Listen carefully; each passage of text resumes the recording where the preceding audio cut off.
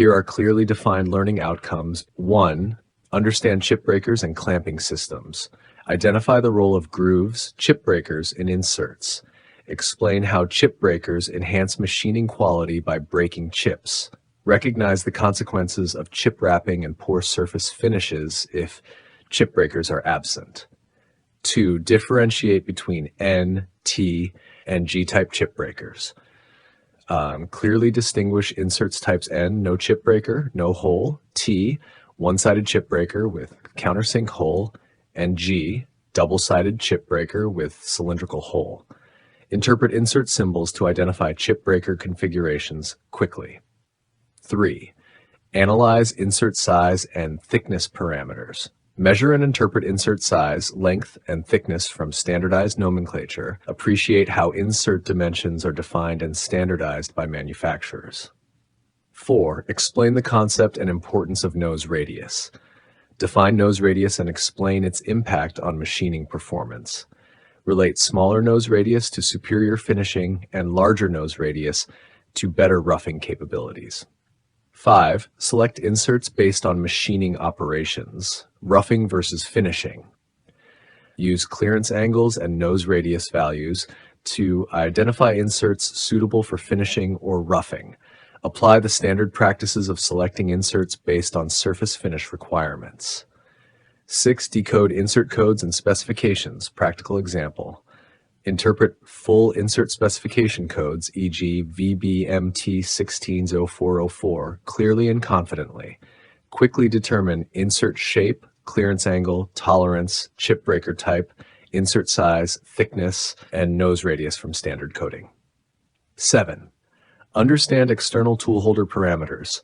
Outline the 9 critical parameters for external tool holders: clamping method, insert shape, approach angle, clearance angle, cutting direction, shank height, shank width, tool length, and cutting edge length. 8. Classify external tool holder clamping methods.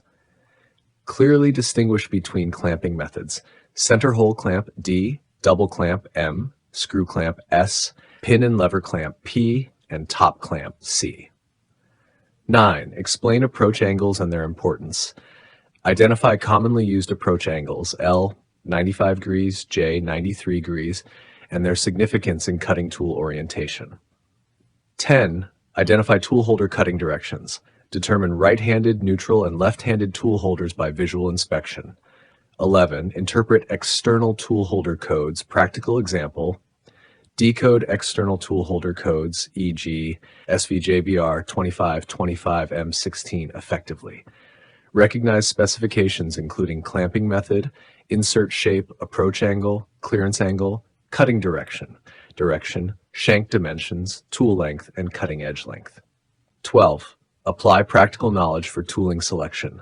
Accurately select appropriate inserts and tool holders based on machining requirements. Quickly translate standardized tooling codes into actionable machining information. These outcomes will help users clearly grasp essential insert and tool holder parameters, effectively decode industry standard codes, and optimize their tooling selection for improved machining efficiency. Our 4th parameter is chip breaker and clamping system. If you see the insert carefully, it has a groove at the start or corner. So this groove is there to break the chip produced. That means during machining, some material removes from the job, so that removed material is known as chip, and to break that material into small pieces, this groove is given. If we don't break that chip, then what happens?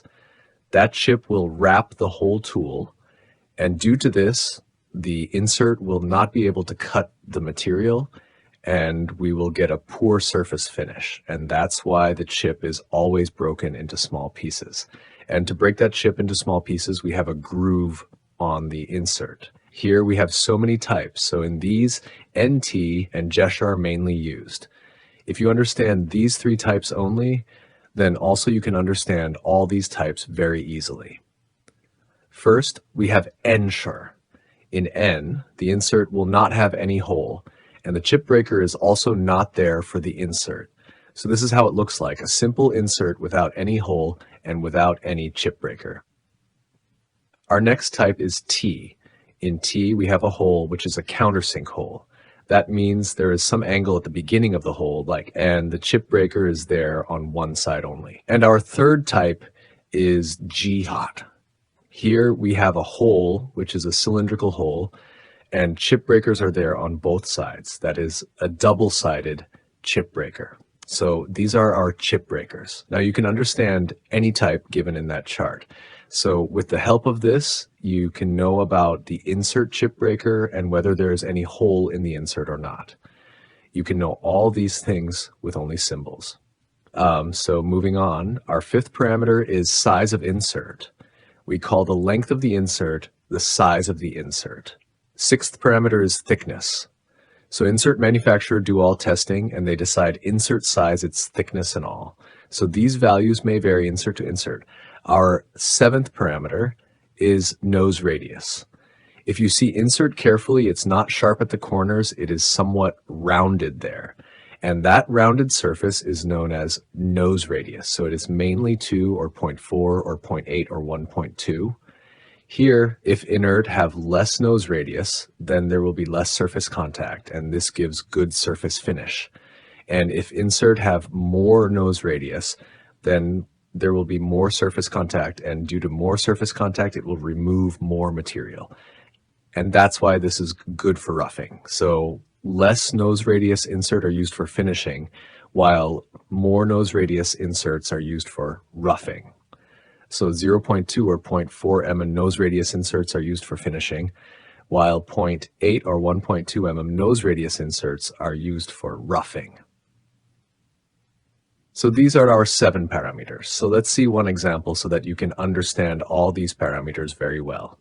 So our insert is VBMT 160404. So V is shape of insert. So if you remember, V is 35-degree 2-corner insert.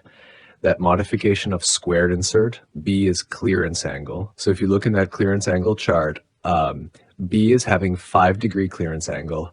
After that, M tolerance grade. So we have 2 tolerance grades, M and U. So M is having plus minus 0.05 tolerance, and which is used for turning. And you have plus minus 80 micron tolerance. So we have already seen this. Our next parameter is T, which is chip breaker. So we have seen that chip breaker chart in which T is having one-sided breaker and countersink hole. So as you can see, we are getting all detail about insert just by looking these parameters. So our next parameter is 16, which is size of insert. That means length of that insert. So insert have 16 mm in length. Next is 0.4, which is thickness. That means 4 mm thickness. And last, 0.4 is nose radius. So insert have 0.4 mm nose radius. So let's find out whether this insert was used for roughing or for finishing. So as you can see here, we have clearance angle. That means it is preferred for finishing. And 0.4 mm nose radius is also indicating us that it is preferred for finishing. Sometimes there is no surface finish requirement for job. So company uses same insert for roughing as well as for finishing.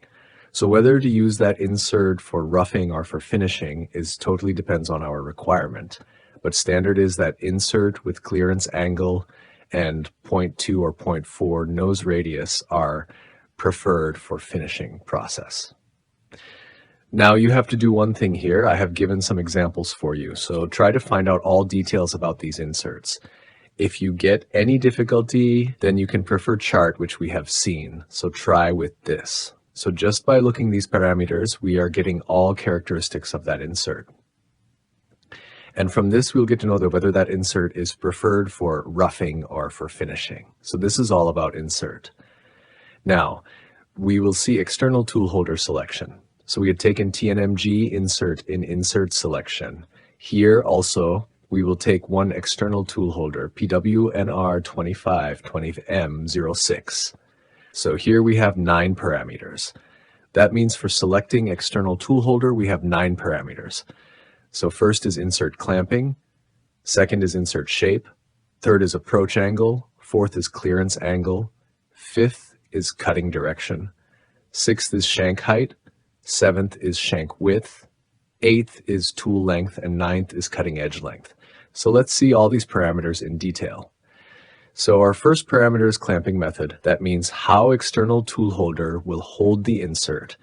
And according to that, they have created some methods. So in this, D is clamp with center hole. That means insert will have a hole in center and tool holder will clamp that insert with the help of that hole like this. M is double clamp. That means clamping insert with two sides. As you can see here, clamping is from two sides. Next is S, screw clamp. That means insert clamp with the help of screw only. Next is P, pin and lever. So with the help of pin and lever, we clamp insert and tool holder. And last, it's C, top clamp. It's similar like clamp with center hole, but here clamping is not done with the help of center hole of insert. So these are our clamping methods. Our second parameter is insert shape that we have already covered. Our third parameter is approach angle. So these are approach angles as we have clearance angle in insert. We have approach angle in tool holder. So in which direction tool is going to cut material is shown with the help of approach angle. So here we have so many approach angles in which L and J are mostly used. So remember their angle, J is having 93 degree and L have 95 degree approach angle. Our next parameter is clearance angle that we have already seen. So moving on, our next parameter is cutting direction. That means is it right-handed tool holder, neutral tool holder, or left-handed tool holder? So if we take this tool holder exactly in front of our eyes, and if it's turning to right there, it's right-handed tool holder. If it's straight, then it's neutral tool holder, and if it's turning to left, then it's left-hand tool holder. And after that, we have shank height, shank width, and tool length here. Tool holder's body is called as shank. So that body's height is shank height, shank width is width of tool holder, and eighth parameter is tool length. So this total length is tool length here. They divided tool length into grades, and this is standard. That means H will have 100 mm tool length. If you want 270 mm length tool holder, then you will not get this tool holder in market. You will get either 250 mm or 300 mm length tool holder. So this length is standard for particular grade. Our ninth parameter is cutting edge. As you remember in insert, we call this length as size of insert, but in tool holder it is cutting edge. So these are our 9 parameters. So let's see one example. So here it is SVJBR 2525 M16 here. First parameter is clamping method. So S will have screw clamp. V is insert shape. So V is having 35 degree two corner insert. That means 35 degree two corner insert will fit in that external tool holder. After that, we have J approach angle. So I told you to remember two types of approach angles, L and J. L is having 95 degree approach angle and J is having 93 degree approach angle. B is clearance angle. So B is having 5 degree clearance angle. After that, R, this is cutting direction of tool holder. So if we hold tool holder in front of our eyes and if it's turning to right, then it's right-handed tool holder or right-handed cutting direction. After that, 25, which is 25 mm shank height. Next 25 is 25 mm shank width, and M is tool length. So M is having 150 mm in tool length, and last 16 is 16 mm in cutting length. Just like our insert size, we have insert length. So these are all parameters of external tool holder. So practice these. I have given 2 more examples for your practice, so try to solve them.